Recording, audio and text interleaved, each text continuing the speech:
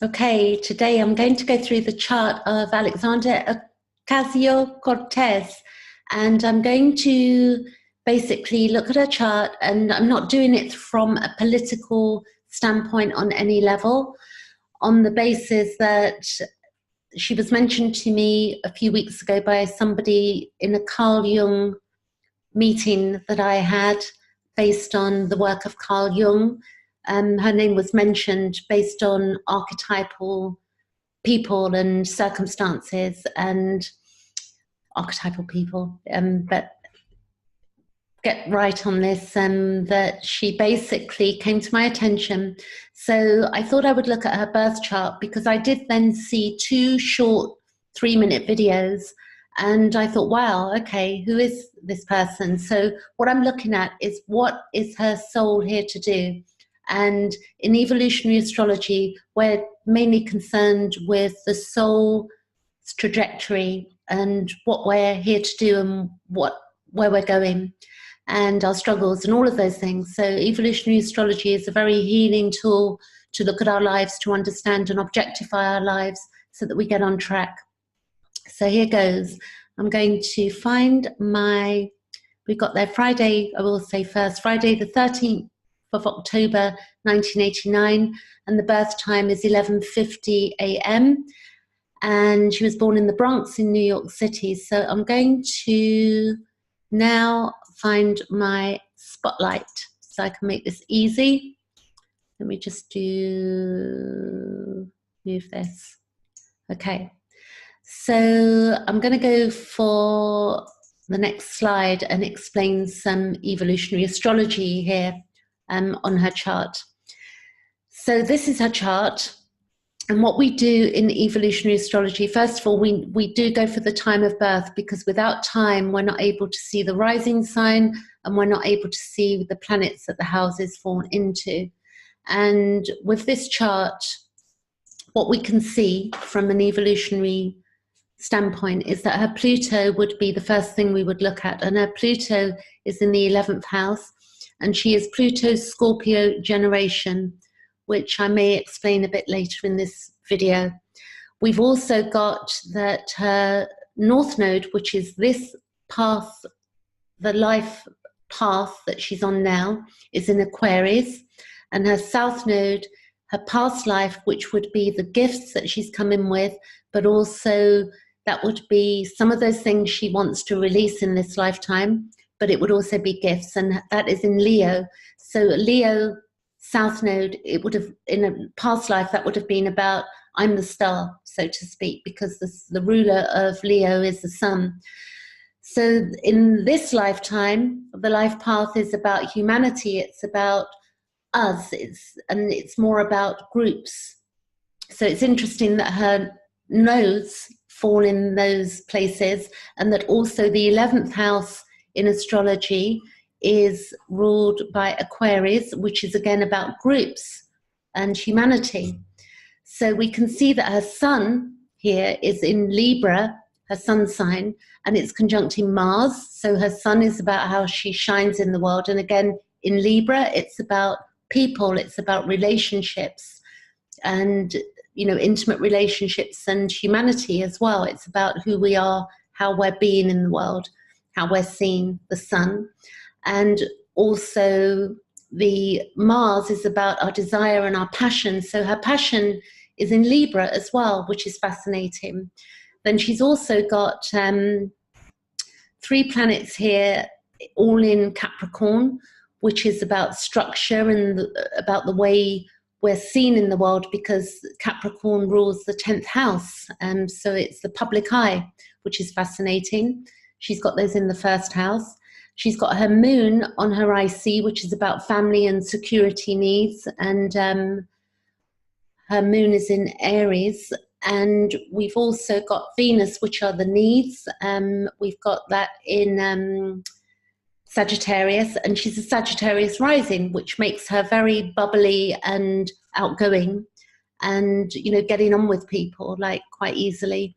Her Jupiter is in Cancer, so that's expansion in the 7th house around relationships, but also being caring in that area. And Chiron, the wounded healer, is also in Cancer as well. But the most amazing thing there is that Mercury, which is on her MC, her mid-heaven, and that is her communication. And again, it's in Libra. So this is a fascinating chart for, you know, what I've seen so far. Now, what I'm going to do is go to the next slide and show you this here. So what we have is that from an evolutionary astrology standpoint, we look at Pluto as the main player. That's our base, okay? And the nodes, if you remember that. So Pluto in the 11th house is where we sever all attachments that bind one from further growth. The severing of attachments accelerates growth in us. One may feel restricted by one's reality and cramped. The sense of being restricted will create inner compression in one's consciousness. Compression forces open one's consciousness. The wish and desire is for individuation. So let me just stop there. So individuation, to be individuated means that, you know, we're individual, we're not following the herd. It's not about the herd, it's about being ourselves and about being true to ourselves and not following along consensus reality.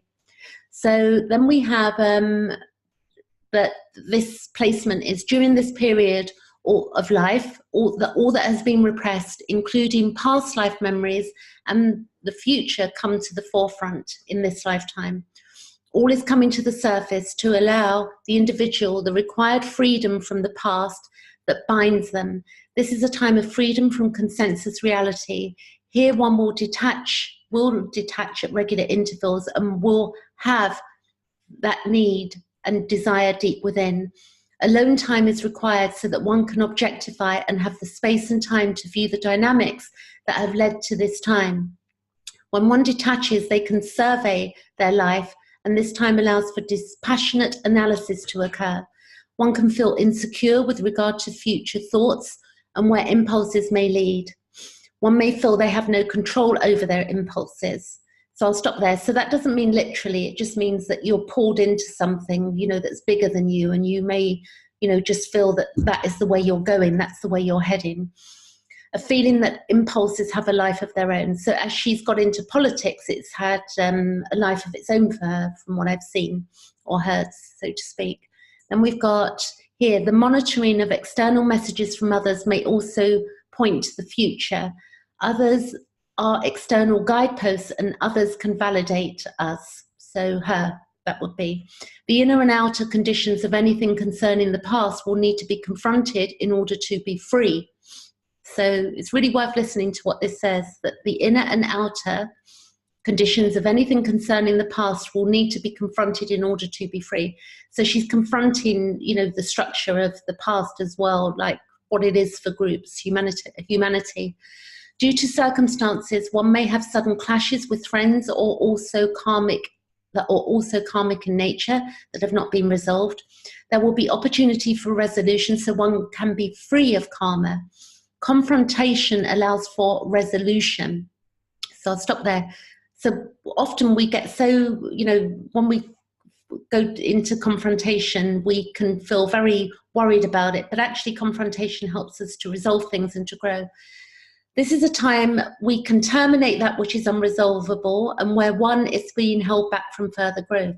It will be important to nurture relationships with those that allow and encourage one to grow and be oneself, where others allow for one to objectify and where individuation is being encouraged. So she needs people around her that allow that. People that don't allow that are no good. This will be any Pluto, 11th house Pluto person, okay, or Pluto in Aquarius. The needed ending of some relationships allow for new relationships to come in. This is a time of an evolutionary leap. Okay, so next slide. Others who have walked this path can assist in helping to reconcile the events taking place. Validation from others on the path will allow for freedom from the past and assist in the shedding of all that prevents necessary growth. There may be a drawing of others who have the same needs.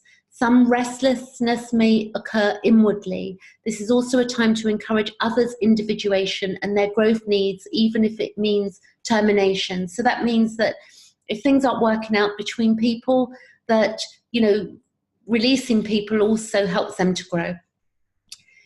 Here it's best not to restrict others. It is best to terminate relationships on a good note, as not to create negative karma. A time of termination of what binds one to the past, a time to follow future-orientated internal and external messages that are repetitive, which allows for one's own large-scale evolutionary changes. So you can see that with that placement, she is going for large-scale evolutionary changes. So the next slide. Pluto, the polarity of Pluto. So in evolutionary astrology, we look at the polarity. So wherever our Pluto is, we're going to look at the opposite. There are 12 houses in astrology. So the 11th house Pluto, the polarity is the 5th house. So here she's learning to put ideas into action, learning to minimize security needs of needing others to tell them what it is okay to do, say, and think. And here it is about learning our own initiative and not to wait for everyone else to be acting before they act. So she's not waiting, you know, on anybody else in this. She's just acting and saying what she needs to say. And she seems to, from what I've seen or heard, she seems to not be asking other people what is okay to say. She's choosing that herself. It's about learning to develop one's own purpose and link it to social needs, which she seems to be doing. And here we do not evolve when we stand outside of society. So here it's about being included in society, learning that power is in the reality that they are different, that she is different, it's okay to be different, and different is needed, including in our own evolution. It's okay to be different. Here we are learning to self-actualize, to become an effective leader, to detach from secure ideals and ideals that are no longer appropriate. So this chart, you can see what's going on there. Let me see, what's that? Go back, that's her chart. So you've got the Pluto, Scorpio, and the polarity there is the 5th house. She does have that in Taurus, the 5th house, so that would come into the equation as well. But I'm not gonna go that, you know, we can go so deep with this. I'm just gonna follow through on these slides, and then it gives people something to look at and think about, and relatable to your own chart, or if you haven't looked at a chart, you'll be able to see what your life is about, and, you know, how it works. So let me go back here, actually. The nodes, this is what I needed to say. Forgive me on skipping there, but Mercury is retrograde for one more day, another 24 hours, I have to say. So what we've got here is the North Node, and the North Node is about this life, what we're going towards and bringing towards us, and the South Node is about, you know, what we've had, and it's, you know, the things we've collected, and some of those things we're going to keep, and some of the things we're going to release. So it's the cup, okay, what we've come in with, and then what we're going towards, and then bringing towards us. That's the North Node. So her North Node is in Aquarius, shows that one's path is to find their spiritual destiny in group settings. It is looking at how we show up, making decisions for the group's best interests. The willingness to share unconventional ideas, which she seems to be doing. It is also about being humanitarian and humanitarian causes, recognizing others as special. And that seems, from what I've seen, there's going on. It is about equality. It means relating to others, no matter who or what they are or where they're from. You know, it's about humanity. We're coming back to that again, humanity, being humanitarian. It's being for the people from all walks of life. Here one needs to be humble and think of humanity first. Here we are looking at the bigger picture for humanity. It is about building bridges for the future. And that is her North Node. And her South Node, the South Node is to be integrated as part of the South Node is about our gifts. And she's got the Leo South Node past life. So we come in, so this is about what we've come in with and some traits we need to let go of in order to evolve. Because the South Node is very much our security blanket, like the bits we know already. And we don't need all of that. We need to step into the future. So in Leo, one has shone brightly in the past on their own. And here one needs to be aware of pride, being extreme, being stubborn. One must be aware of any attachment to taking risks. The need to get one's own way needs to be watched, and one needs to be aware they are not making changes just so they can be seen as the star. So that's important. It's not doing it for self. We're going to the North Node, which is doing it for humanity. And we need to watch the need for doing things for the need of approval from others. So that's what we're looking at there. It's not about, you know, doing things just so we get approval. It's doing things, it's doing the right things, so to speak, for the group. So you can see that that's her South Node in Leo and her North Node in Aquarius. Okay. So she's Sagittarius rising, you can see there. I think I've said that already. These are transits, actually, what's happening for her right now, which is interesting. And she's got, this chart is just 24 hours old, that I brought up yesterday. So here goes. So she has Saturn in Capricorn, which is in her first house, but I'll read the Saturn in Capricorn so that you can see how it adds to her life and her personality. What we've got is that here it is the natural ruler of Capricorn. Saturn is the natural ruler of Capricorn. Saturn is high in the heavens, is better than below. Saturn correlates to seriousness. Here it requires a devoted approach to career matters. Rewards come through efforts and dedication. Success generally comes in the second part of life.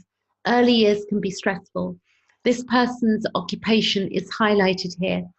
So the 10th house rules father. Saturn here can indicate a rather strict nature.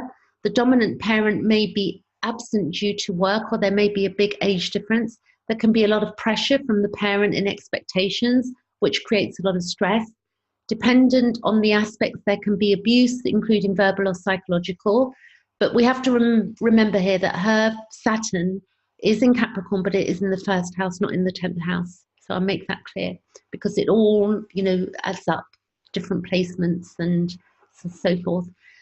Saturn in Capricorn is patterns of workaholism, pressure to make dreams a reality. This is also to do with how a system needs to work in order to be productive, which is interesting because she's looking at the way systems work, you know, in humanity. In business, they may rule in a trinanical style. This house rules fame, but this does not mean they always shine in the eyes of the masses. Fame can come from negative as well as positive acts. Promotion is promotion, and it can be good or bad. Saturn here is known for responsibility. Work is not a game, nor taken lightheartedly, as this is how the person identifies herself. This person will often be their own boss, independent of others. They are not wanting to be ruled at work and may be involved in government positions. Aha, okay. Saturn here may also indicate a career in politics and campaigns. This placement may also show dealings with difficult matters of business, firing people, control, hiring people as well. It's all difficult in business. I can say that from being an employer as well over the years gone. And pressure through position. Efforts here reap success, but discipline is required. If something is done correctly from the beginning, it saves time. So there you go. So the next slide.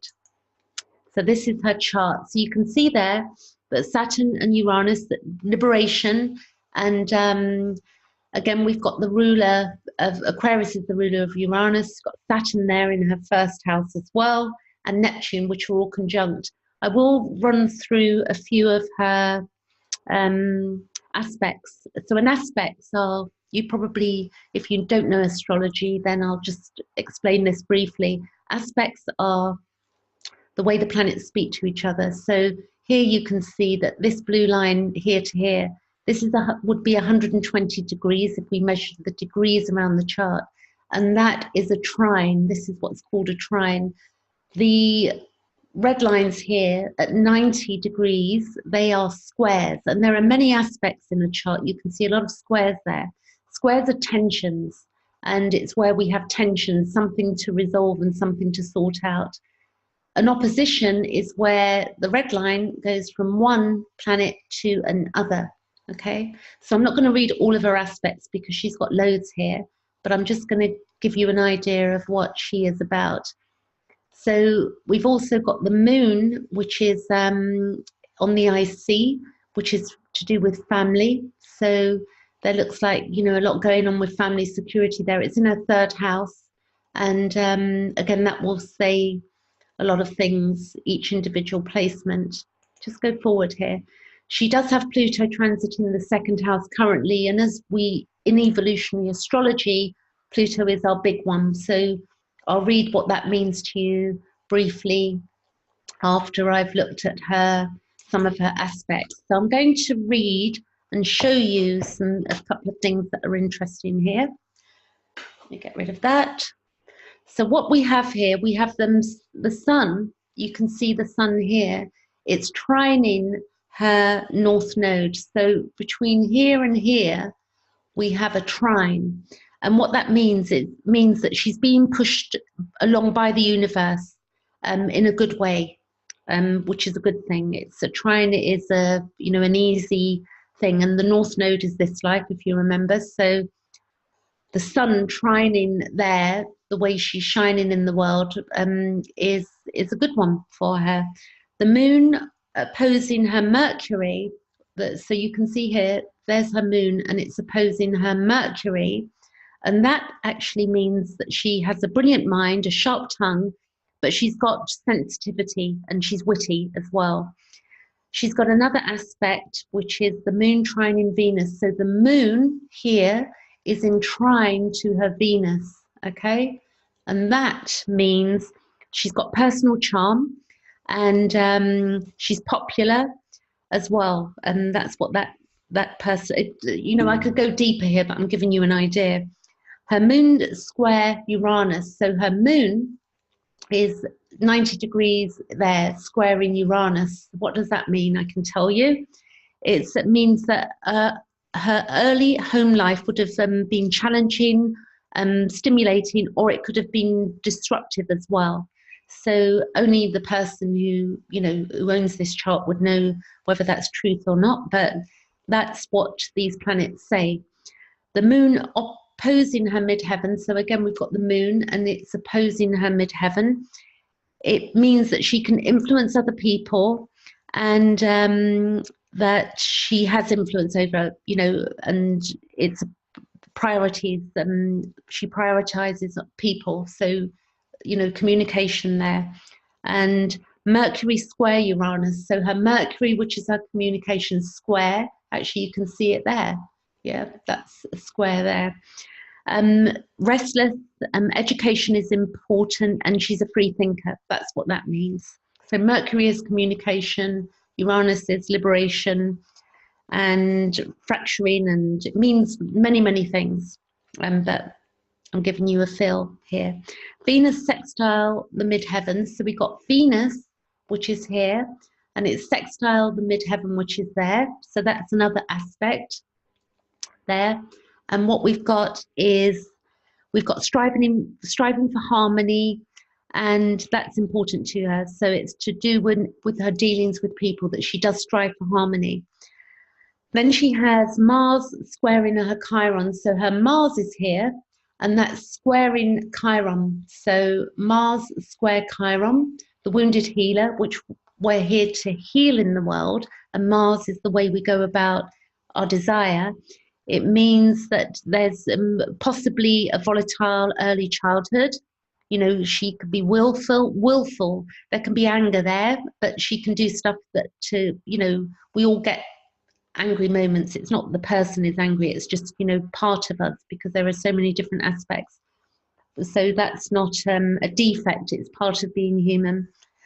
The Mars sextile the AC. So Mars sextile the AC, so Mars is there, and it says can hold their own in an argument, and that would be quite important in being in politics, holding one's own, and also in caring for other people. You want to be able to stand up for them and to be able to own what you're saying, and that helps with her North Node as well, or the Pluto, the Leo, like, you know, being able to be there for humanity and stand up for people. I know that's Taurus, but this is 5th house and that is Leo, okay, in the Pluto, Aquarius, Leo understanding. She's got Jupiter opposing her Neptune. So Jupiter is about expansion, spirituality, truth, and beliefs, belief systems and expansion. And that's opposing her Neptune. So this is not about not seeking personal glorification, okay? Then Saturn conjunct Neptune, which we can see here, Saturn conjunction her Neptune, is about, she thinks, a clear thinker, and it can be about imposed restrictions and idealism. And then we have Saturn square the midheaven. So Saturn, we've got squaring her midheaven here, and that's to do with being responsible and about her identity. And I could say more, but I can't read my writing, what I've written there. So then we've got all of those aspects I've just given you are strong aspects of hers. And now I'm going to give you some medium aspects. And this is just a small view of this chart. There's a lot more in here. So we got the Sun conjunct Mars, which was the first thing that shone out at me when I first looked at her chart, was this and Pluto and her nodes. But we've got the Sun conjunct Mars, means that she's daring and that she holds visions and she has abundant energy, okay? And the Mercury conjunct the midheaven here is about active in mental pursuits, and she's a gifted thinker and organizer. Then she has Jupiter trine Pluto. So Jupiter trining her Pluto, you can see the blue line there, which is an easy flow of energy. In this lifetime, she's to transform, and it's about interpersonal relationships, and she works well in interpersonal relationships. And then the next one I have is Pluto trine Chiron, which means Pluto trining Chiron here. It means compulsive, passionate, and there's possible pain from childhood. The thing I'll say about the childhood stuff, we're all wounded at some degree from childhood. You know, every single one of us, you know, nobody's got off from that one in one way or another, which is fascinating being human. So let's go back to a transit. Okay. So as Pluto is the baseline, I'm going to go through this with you, that Pluto literally is 2nd house, is transiting, and I'm going to show you now. Here is Pluto, and you can see that her 2nd house starts in Capricorn here, okay? The system we're using in evolutionary astrology is this house system, Polarity, which is important in evolutionary astrology. And the Pluto is in the 2nd house, just here. I'll just double check that actually. Pluto is 22 degrees, and I think we have just about, it's just either just entering into her 2nd house. So let's have a look what that means for her. Pluto takes over 250 years to move around a chart, so it will never go around a whole chart in this lifetime. So this means that here it was when she was born. She's now 30-ish. It's here. So you can see that in another 30 years, it's probably going to be here. And then, you know, 90 years. So we can get some sort of idea of what Pluto's doing there. So that's going to be in that house for quite a long time, you know, maybe a good 15 years or more. I'd need to really look, but let's say it's there for the next 20 years as an example. So Pluto in her 2nd house transit means Pluto here, a metamorphosis is occurring on how one relates to self and others, a reevaluation of values and intense self-examination. Our inner confrontations allow us to eliminate and transform our perception. This can be a time of a breakdown and loss of personal meaning. Meaning is linked to values and how we relate to ourselves. Now, I'll add there, a loss of personal meaning is not always a bad thing. It's where we find ourselves as well. It's about who we are in the world, and what we value and what we relate to. So a breakdown of those things is not like, you know, a bad thing, but it can be, you know, challenging.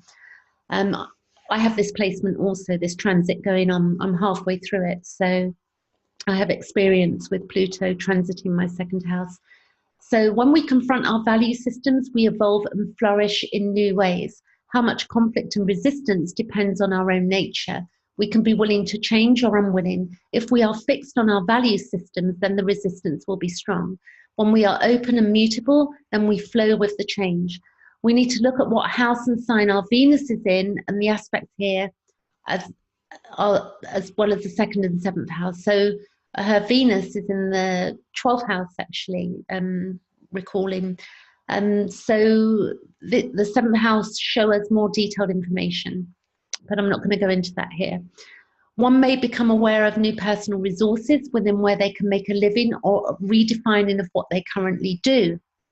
There can also be a feeling of not being able to relate to how they currently make a living. Again, a loss of meaning. So maybe she, you know, partly she's going to experience this, or she, you know, she just came from a job which was, you know, in the public sector, working in a restaurant, I believe, and now she's gone into politics. So a loss of meaning allows for confrontations to occur, so the consciousness expands and allows for new inspiring ideas to spring forth. There can be a reforming that reflects what is new. So let's go on. There may be a confinement in an outer and forced removal of existing resources, loss of money, possessions, situations that provide sustainment. This could be a job, relationships, conflicts with regard to money. All that occurs allows for a redefinition of one's values, and also allows for one to relate to self and others in new ways. Here we are looking at self-reliance. So here she's looking at about, you know, being self-reliant, about self-containment, self-sustainment is the evolutionary lesson here. Emotional losses allow us to examine and to look at reasons and the dynamics that created conditions. Shocks can cause isolation, which allow for new responses and new values and a learning of how to relate in new ways. Here, new resources can come and new means. This can allow one to look at the denial of one's inner needs and any blockages. One can unearth new talents, and often forced removal can assist in the discovery of what is new. This is the time of developing and expressing one's values and needs to new ways of relating. The actualization of new ways of making money and new ways of looking after oneself. For some, there can be rewards for past efforts and past lives, recognition, new conditions. This is the time to release old possessions, values, associations, and the ways in which one relates to self and others, to allow for what is new to manifest. It is an emptying out of the past to be filled with all that is new. A resistance promotes problems. In non-resistance, we regenerate and transform and increase our vitality and well-being. So there you go. So that's her chart again. So hopefully that gives you some food for thought. Any, you know, astrologers maybe looking at this will get other ideas that's going on here. I mean, we could look at the nodes that are transiting currently, but I'm not going to do that. We can see that Saturn is also moving into her. There's been a redefining here of her in that transit of who she is, and as she's hit the second house, and she's also had her Saturn return at this point. You know, she's developing, maturing, becoming a woman in the world, and you know, it will be interesting to see how her future plays out for her. But she seems to be doing, you know, the humanitarian thing with people with these placements here and here, and she has the ability to do it through herself as well. So there you go. So here I will explain that her generation, Pluto in Scorpio, the Pluto in Scorpio generation are those born from 1983 to 1995. For instance, any babies being born now, Pluto in Capricorn, would be from 2008 to 2024. I was born in 1966, so I'm a Pluto in Virgo generation. So Pluto will affect us generationally and then personally, dependent on our house placement. So there you go. So explaining. The natal chart, of course, represents the total potential of what the individual has been and can become. Transits, progressions, and solar returns correlate to the developmental timing of our life events. We will experience or manifest various dynamics at certain times because we are ready in a karmic or evolutionary sense to deal with these issues or dynamics. And that's from the Pluto book, Jeff Wolf Green, the founder of Evolutionary Astrology, Pluto Volume 1, Chapter 4, page 305. So here you go. I liked this saying by Yogananda, and my pronunciation, watch me there, but mankind is engaged in an eternal quest for that something else he hopes will bring him happiness, complete and unending. For those individual souls who have sought and found God, the search is over. He is that something else. So that's a beautiful saying. And I think that, you know, when we learn to, you know, stop desiring out there and we begin to be of service in this world, that, you know, things, we're doing what we're supposed to be doing. So that's, I like this picture as well. And here we go. If you want to get your own birth chart, this is what you will need. You'll need your date of birth, time of birth, place of birth, and the house system we use in evolutionary astrology is Polarity. Sorry. The fifth one is you want to go to www.astro.com, which is where I get the charts that I've shown you, is where I get them from. And astrologers use astro.com for those charts also. You can get a free one for yourself there. But you know, you're without the time of birth, you're not going to know your rising sign, and you're not going to know where your house, what planets the houses fall in. So see if you can get that. If you need help, then you can, you know, basically message me if you need to understand how to do that for yourself. But it is pretty straightforward if you go to www.astro.com. So the next one is, which I've already said, you can look at your chart with me. And I'm also doing readings and talking to people about healing their wounds. We're all wounded at some level, and we're all here to heal that so we can live, you know, more in alignment with our soul journey. If you've got any questions, you can email me at peneloperider@outlook.com. And you can also find me on Facebook. I'll put the description in the link below the YouTube video. And you can comment below the video or ask any questions below the video. And for updates and upcoming live streams, hit the notification button, and I'll be back with more and any ideas that I have of other charts that I might do. Thanks so much for watching. Thank you.